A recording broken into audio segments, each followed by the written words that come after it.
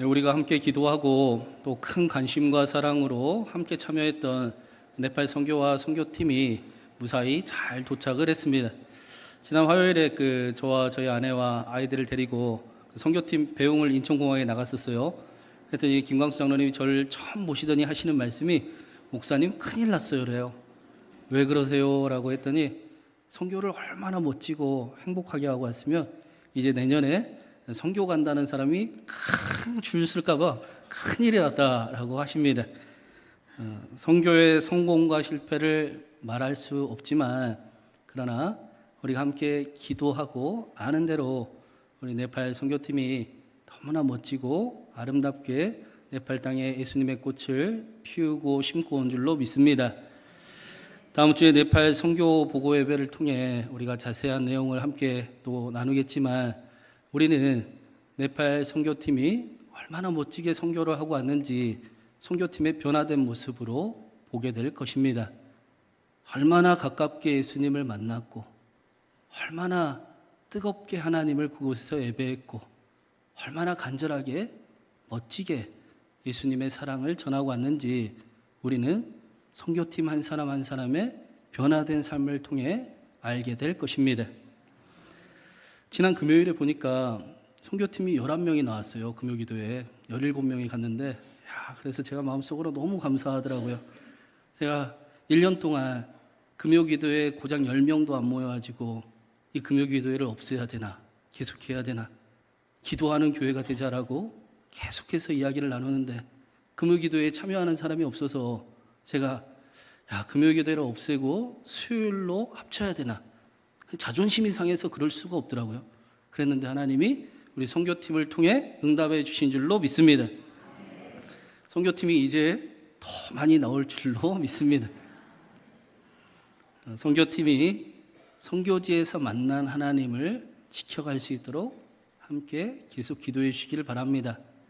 더 나아가 선교팀만의 하나님이 아니라 그 하나님이 저와 여러분의 하나님이 되기로 우리 함께 그 길을 걸어갈 수 있기를 바랍니다. 이번 네팔 선교가 단순히 일회성 행사가 아니라 선교의 문이 열렸으니 우리가 이제는 그 열린 문을 꿈꾸며 사도행전처럼 신광행전을 쓰는 우리 교회가 되기를, 저와 여러분의 삶에 하나님을 만난 이야기가 가득하기를 주님의 이름으로 축원합니다. 사도행전이 바로 그런 책입니다. 행전이라는 것은 행한 것을 기록했다라는 뜻이에요. 예수님을 만난 사람들이 어떻게 살아갔는지, 사도들이 예수 그리스도를 만나고 고백하게 난 후에 어떤 삶을 이루며 살아갔는지를 기록한 책이 바로 사도행전입니다. 사도행전은 이렇게 시작을 하고 있어요. 우리 1절과 2절을 먼저 같이 한번 읽어보겠습니다. 1절, 2절입니다. 데오빌로요, 내가 먼저 쓴 글에는 무릇 예수께서 행하시며 가르치시기를 시작하신부터 그가 택하신 사도들에게 성령으로 명하시고 승천하신 날까지의 일을 기록하였노라. 1절에 그 먼저 쓴 글은 우리가 잘 알듯이 누가복음을 이야기하는 겁니다. 누가가 누가복음과 사도행전을 썼습니다. 그런데 누가는 아시겠지만 예수님의 제자는 아니었습니다. 사도행전에 보면 사도 바울과 2차 선교행을 동행했던 그 사도 바울의 동역자였습니다. 사도 바울은 누가를 보고 사랑받는 의사라고 부릅니다. 또 역사적으로도 누가에 대해서 평가하기를 고대 세계의 가장 정확한 역사가라고도 이야기를 합니다. 이런 누가가 예수님의 이야기, 그리스도의 복음에 관한 이야기를 누가복음에 처음으로 썼고, 그리고 그 복음을 만난 사람들, 예수님을 구주로 고백하는 사람들이 어떠한 삶을 살아갔는지를 사도행전의 두 번째로 쓴 것입니다. 이 일은 우리에게 중요한 사실을 한 가지 전해주는 겁니다. 그것은 우리가 아는 복음이 우리가 사는 복음으로 이어져야 한다라는 것입니다. 예수님을 믿고 아는 것으로 멈추지 않고 예수님을 믿고 사는 것으로 반드시 이어져야 하는 것입니다. 우리는 우리가 듣고 알게 된 복음을 우리의 삶에 경험할 때 새로운 경험을 하게 될 것입니다. 더 이상 우리의 신앙이 공허하지도 않고 또 허무하지도 않으며 그 신앙은 살아있고 실제한 신앙임을, 죽은 자의 하나님이 아니라 산 자의 하나님이심을 우리는 경험하게 될 것입니다. 성경의 하나님이 나의 하나님이 되고 성경에 하신 하나님의 약속이 나를 향한 약속이었음을 우리는 경험하게 될 것입니다. 오늘 말씀에서도 그 일들을 우리에게 알려주고 있습니다. 우리 3절도 한번 같이 읽어보겠습니다. 3절입니다. 그가 고난받으신 후에 또한 그들에게 확실한 많은 증거로 친히 살아계심을 나타내사 40일 동안 그들에게 보이시며 하나님 나라의 일을 말씀하시니라. 이 말씀이 사도행전이 기록된 목적입니다. 3절이 사도행전이 왜 쓰였는가를 분명하게 보여주고 있습니다. 예수님께서 고난을 받으시고 확실한 많은 증거로 부활을 보여주신 이유는 제자들이 이제부터는 하나님의 나라를 이루는 삶을 살아가게 하시기 위해서입니다.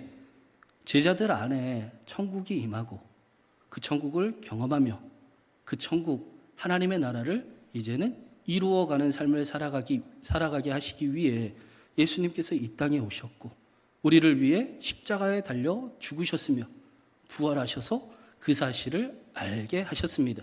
그 이야기가 예수님을 만난 사람들, 그 예수님의 십자가와 부활을 경험한 사람들이 이제는 어떻게 살아갔는가, 어떤 삶을 이루며 살아갔는가를 기록한 책을 사도행전이라고 이야기하는 것입니다. 제자들이 하나님의 나라를 이루어가는 일, 얼마나 멋지고 대단하게 그 일을 이루었는가 우리는 이제부터 사도행전을 통해 함께 나누게 될 것입니다. 그리고 우리도 그렇게 살아가게 될 것입니다. 1부 때보다는 아멘 소리가 좀 더 나오네요. 네. 제자들은 예루살렘 유대 권력자들이 보기에는 돈도 없었고 배우지도 못했고 가진 것도 없었고 자랑할 것이 하나도 없는 그런 사람들이었습니다.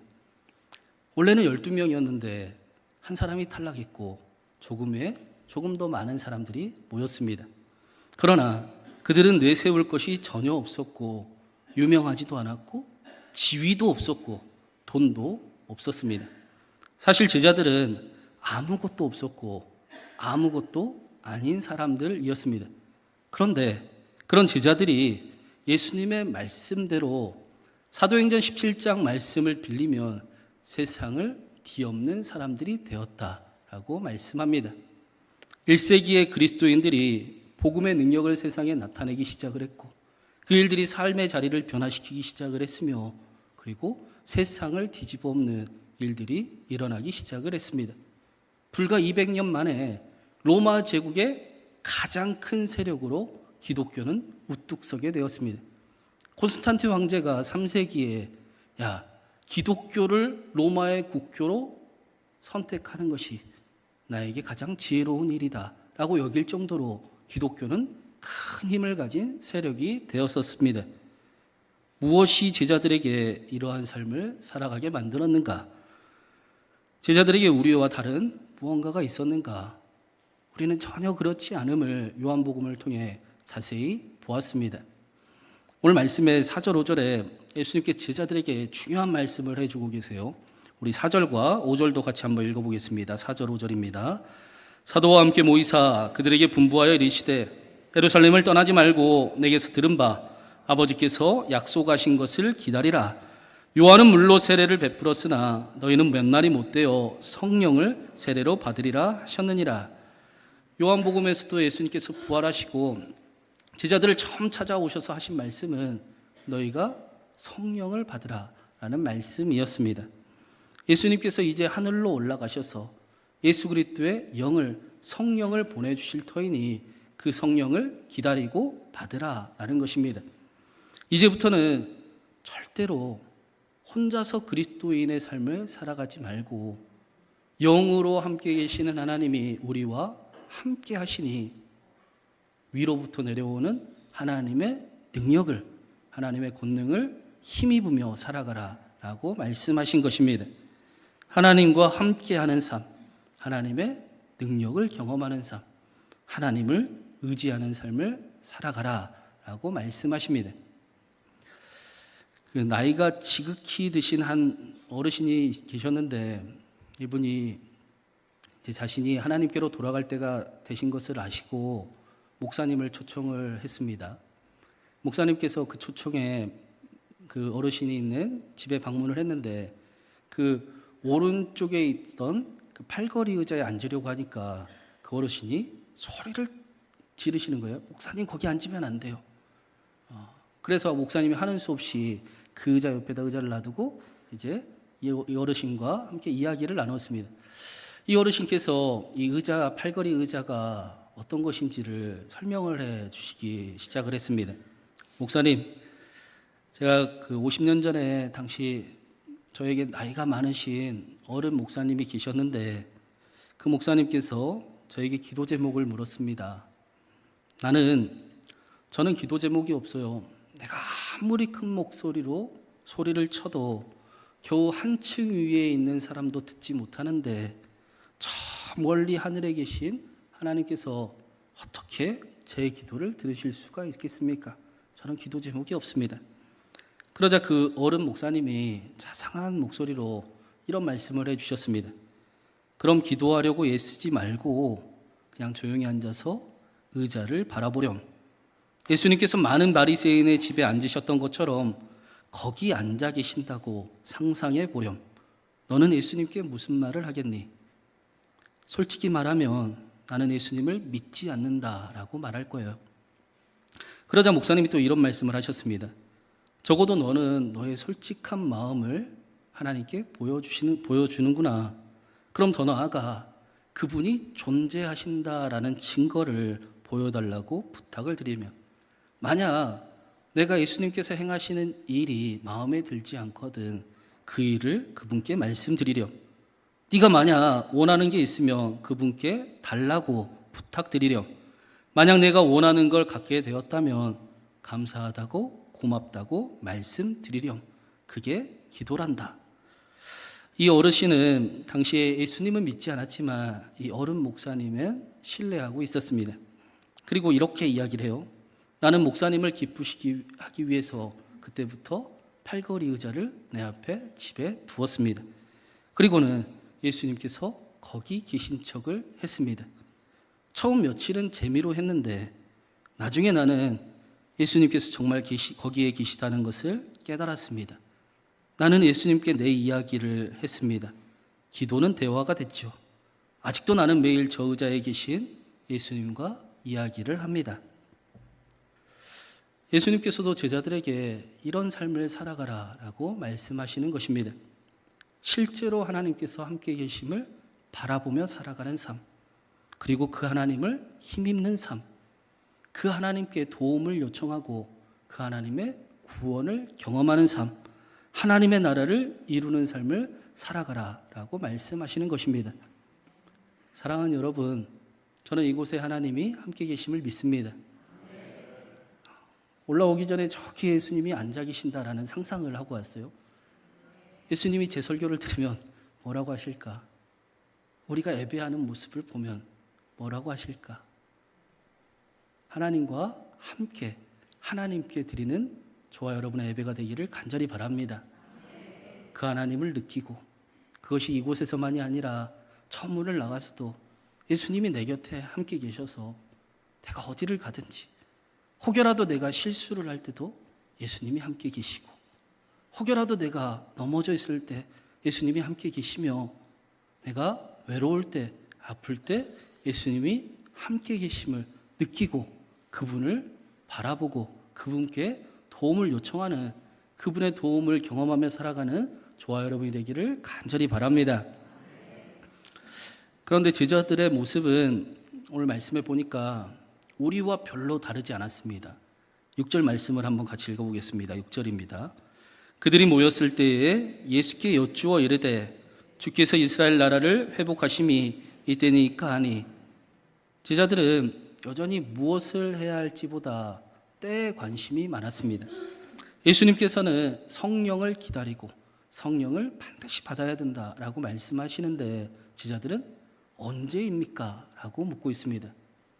예수님 우리가 성령을 기다리기 위해서 우리가 어떻게 하고 있어야 됩니까?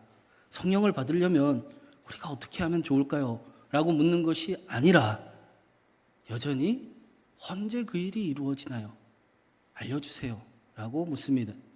그 이유는 제자들의 관심이 여전히 이스라엘 나라의 회복에 있었기 때문입니다. 예수님께서는 하나님 나라를 말씀하고 계시는데 제자들은 자신들의 나라를 이야기합니다. 예수님께서는 하나님의 뜻을 이야기하시는데 제자들은 여전히 내 뜻이 정해져 있으니 내가 원하는 바가 언제 이루어집니까? 라고 묻고 있습니다. 하나님의 뜻이 아니라 여전히 자신들의 방법을 찾고 있습니다. 하나님의 나라가 아니라 자신들의 나라가 이루어지기를 꿈꾸고 있습니다. 하나님의 성령을 기다리는 것이 아니라 자신들에게 능력이 있기를 원하고 있습니다.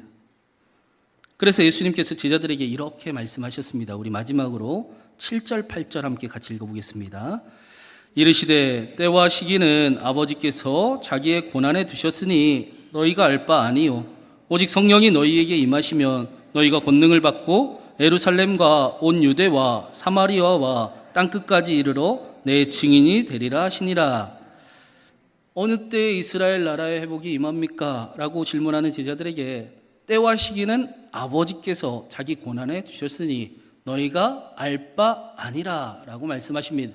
너희는 하나님의 나라를 대단히 착각하고 있구나. 하나님의 나라는 이스라엘로 한정된 영토적인 개념이 아니라 하나님의 통치가 임하는 곳을 하나님의 나라라고 말씀을 합니다. 그래서 성령을 받고 능력을 행하고 증인의 삶을 살아간다라는 것은 그 하나님의 함께하심이 그 하나님의 능력이 드러나기 시작한다라는 것입니다. 우리 안에 하나님이 다스리시는 그 일들이 이제 편해지고 기뻐지기 시작을 했다라는 것입니다. 하나님의 나라가 어떤 곳인가 짐작해 볼 수 있는 말씀이 1절에 나오고 있습니다. 1절에 누가가 사도행전을 쓰면서 데오빌로요라고 시작을 하고 있어요. 누가가 누가복음을 쓸 때는 데오빌로 각하여 이것을 써보내는 것이 좋은 줄 알았습니다 라고 데오빌로에게 편지를 했습니다. 여기 각하라는 단어는 가장 고귀한 사람, 로마 제국 당시에는 총독 이상의 고위층을 부르는 호칭을 각하라고 불렀습니다. 2000년 전 그 철저한 계급 사회에 로마 제국에서 총독보다 높은 계급을 가지고 있었던 데오빌로 각하와 누가는 절대로 도저히 동등한 지위에서 이야기를 할 수가 없었을 것입니다. 그래서 누가복음을 시작할 때는 데오빌로 각하라고 부를 수밖에 없었습니다. 그런데 데오빌로에게 누가복음이 전해지고 데오빌로가 복음을 알기 시작하여 이제 사도행전을 쓰기 시작할 때는 데오빌로 각하라고 부르지 않습니다. 오히려 친구에게 부르듯 데오빌로요라고 부르고 있습니다. 복음으로 인해 데오빌로와 누가 사이에 그 수직적인 관계가 허물어졌기 때문입니다. 사람과 사람 사이에 편견이 사라지고 차별이 무너지며 경계가 허물어졌습니다. 하나님의 나라가 데오빌로와 누가 사이에 임하게 되었습니다. 하나님의 나라는 우리 안에 있는 편견이 무너지고 차별이 없어지며 경계가 사라지고 하나님의 나라가, 하나님의 통치가, 하나님의 사랑이, 하나님의 은혜와 평강이 가득한 곳을 하나님의 나라라고 부릅니다. 저는 말씀을 준비하면서 굉장히 우리 교회의 자부심을 느꼈습니다. 우리 교회는 장애인과 비장애인의 경계가 거의 없지 않습니까? 함께 예배드려도 전혀 불편하지 않습니다.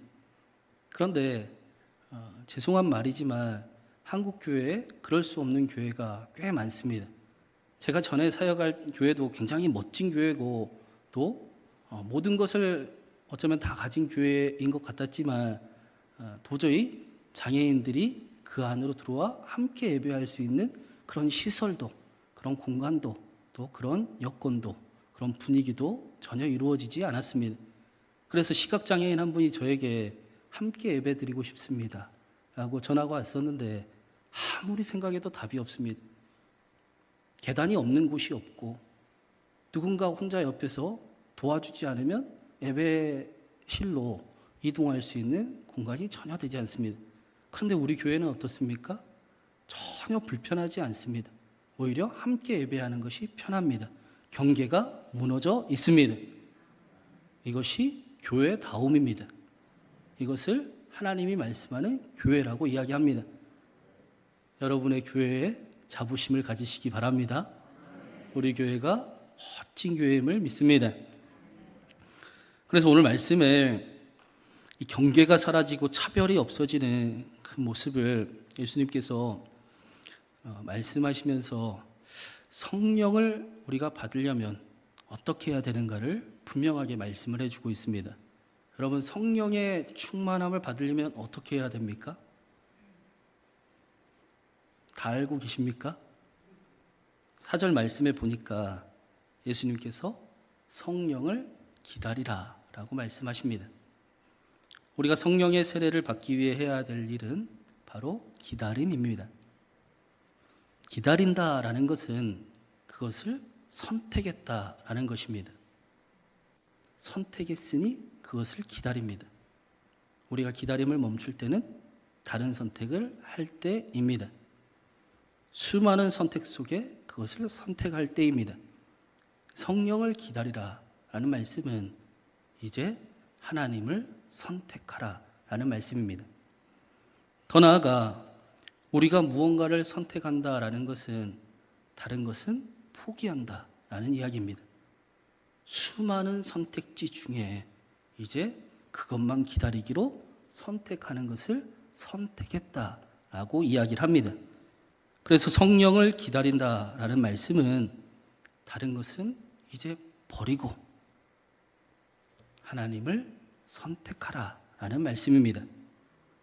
우리가 어떻게 해야 성령의 충만함을 받습니까? 다른 것은 버리고 하나님을 선택하고 기다릴 때 우리는 몇 날이 못 되어 성령의 세례를 받게 될 것입니다. 그리고 성령의 세례를 받은 사람들은 하나님께서 자신의 아들을 버리시고 나를 선택하셨음을 깨닫게 될 것입니다. 아들까지 내어주시며 아들을 포기하고 자신을 아끼지 아니하고 나를 택하셔서 나를 하나님의 나라에 속한 사람으로 세워가시는 하나님의 열심을 경험하게 될 것입니다.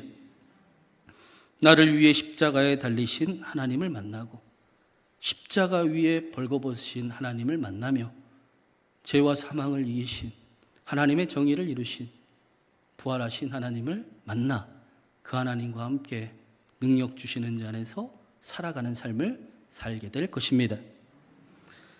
사랑하는 여러분, 하나님께서 아들을 버리시고 포기하시고 저와 여러분을 선택하셨습니다.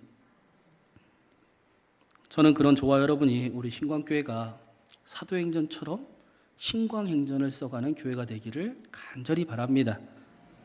우리 모두에게 날마다 성령의 충만함이 가득하고 비록 우리는 여전히 힘이 없고 부족함이 있지만 그러나 우리 안에 계시는 하나님의 권능이 하나님의 능력이 하나님의 영광이 우리의 삶을 통해 나타나기를 바랍니다. 1세기 그리스도인들이 복음의 능력을 세상에 나타내고 삶의 자리를 변화시키며 나아갔던 것처럼 성령의 세례를 받고 하나님을 선택하며 하나님의 복음의 능력이 나타나는 저와 여러분을 통해 우리의 가정에 우리의 삶의 자리에 하나님의 나라가 임하길, 하나님의 권능이, 하나님의 치유의 역사가 함께하길 주님의 이름으로 축원합니다.